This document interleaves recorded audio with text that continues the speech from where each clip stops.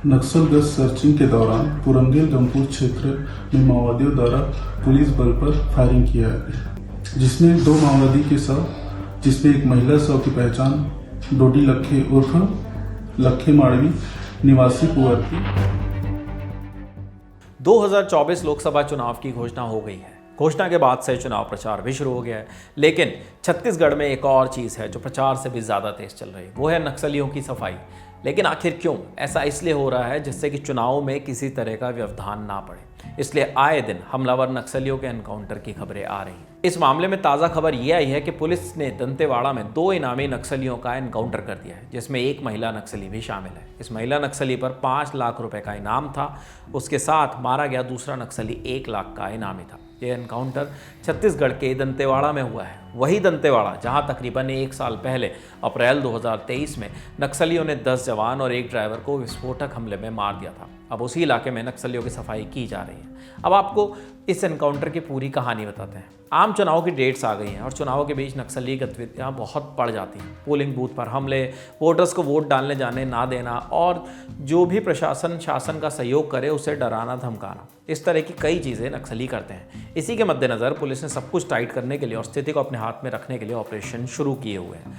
इसी तरह एक एंटी नक्सल ऑपरेशन 19 मार्च को भी चल रहा था, जिसमें DRG, Bastar fighters Dantewada, CRPF battalion की यंग प्लाटून संयुक्त रूप से पेट्रोलिंग कर रही थी। उन्हें एक इलाके में नक्सली होने की सूचना मिली। नक्सलियों को भी इस बात की खबर थी कि सुरक्षा बलों की टुकड़ी उनके इलाके में उनके आसपास आने वाली है, इसलिए नक्सली गंगपुर के पहाड़ी इलाके में घात लगाकर बैठ गए। जैसे ही सुरक्षा बल की टुकड़ी इस इलाके में पहुंची तो नक्सलियों ने फायरिंग शुरू कर दी।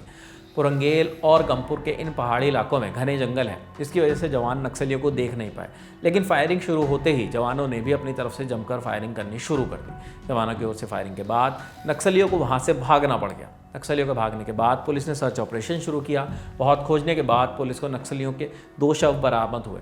इसमें एक महिला और एक पुरुष का शव था। पहले तो इन शवों की शिनाख्त नहीं की जा सकी, लेकिन फिर इनकी पहचान 2 इनामी आरोपियों के रूप में हुई। महिला का नाम था डोडी लखे उर्फ माड़वी लखे। लखे पर 5 आपराधिक मामले दर्ज थे। इनमें से कुछ मामले जिला दंतेवाड़ा में और कुछ सुकमा जिले में थे। कहते हैं कि उस इलाके में डोडी लखा का खौफ था और इसीलिए उस पर पुलिस ने 5 लाख का इनाम भी घोषित किया था, लेकिन अब पुलिस के साथ ही मुठभेड़ में उसकी मौत हो गई है। दूसरा नक्सली मारा गया, उसका नाम है लच्छू, जो गंगपुर का निवासी था। लच्छू के ऊपर 1 लाख का इनाम था। मृतकों के पास कई सारे हथियार और कई दवाइयां भी बरामद हुई हैं। इस मामले की विस्तृत जानकारी सुनिए दंतेवाड़ा एसडीओपी राहुल उइके से, जो इस ऑपरेशन की टुकड़ी का नेतृत्व कर रहे थे। प्लाटून की टीम दिनांक 18/3/2024 को मेरे नेतृत्व में गंगपुर क्षेत्र रवाना हुई थी।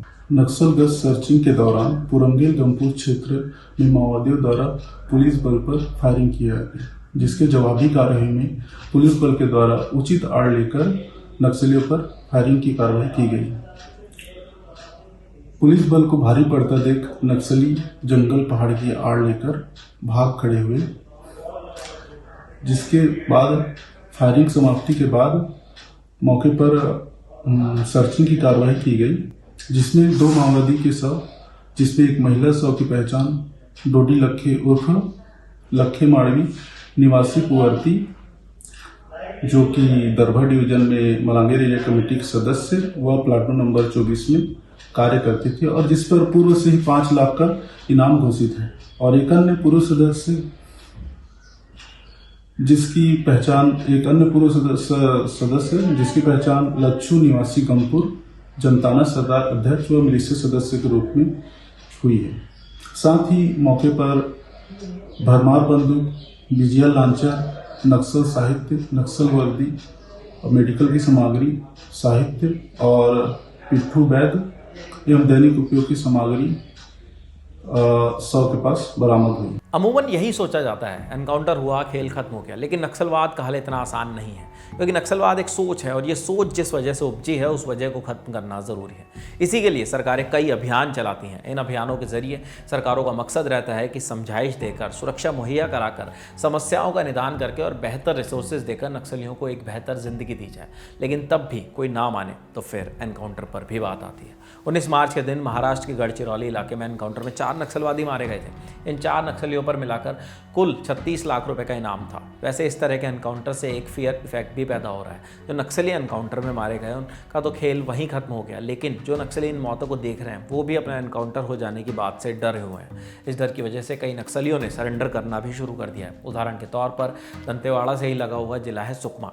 सुकमा में 18 मार्च को कुल 7 लाख के इनामी नक्सलवादियों ने समर्पण कर दिया। इस एनकाउंटर के ठीक एक दिन बाद 20 मार्च को सुकमा में ही एक 8 लाख के इनामी नक्सलवादी ने सरेंडर किया, जिसका नाम रोशन उर्फ समिया है। रोशन का सरेंडर एक बड़ी कामयाबी है क्योंकि वो तेकलगुडम नक्सली हमले में शामिल था जिसमें 21 जवान शहीद हुए थे। रोशन ने सरेंडर करते वक्त कारण बताया कि वो पुलिस की अच्छी नीतियों के चलते ही सरेंडर कर रहा है। देखा जाए तो पुलिस की सफलता एनकाउंटर से ज़्यादा इसमें है। जब कोई नक्सलवादी पुलिस की नीतियों से प्रभावित होकर खुद ही अपराधों का रास्ता छोड़ दे, और इसी के लिए तो सारे सरकारी अभियान भी चलाए जा रहे हैं। बहरहाल इस खबर पर आपकी क्या राय है हमें कमेंट बॉक्स में ज़रूर बताएं। इसे आपके लिए लिखा था हमारे साथी शेख नावेद ने। देश और दुनिया की दूसरी बड़ी खबरों के लिए देखते रहिए दिल एंड टॉप। शुक्रिया।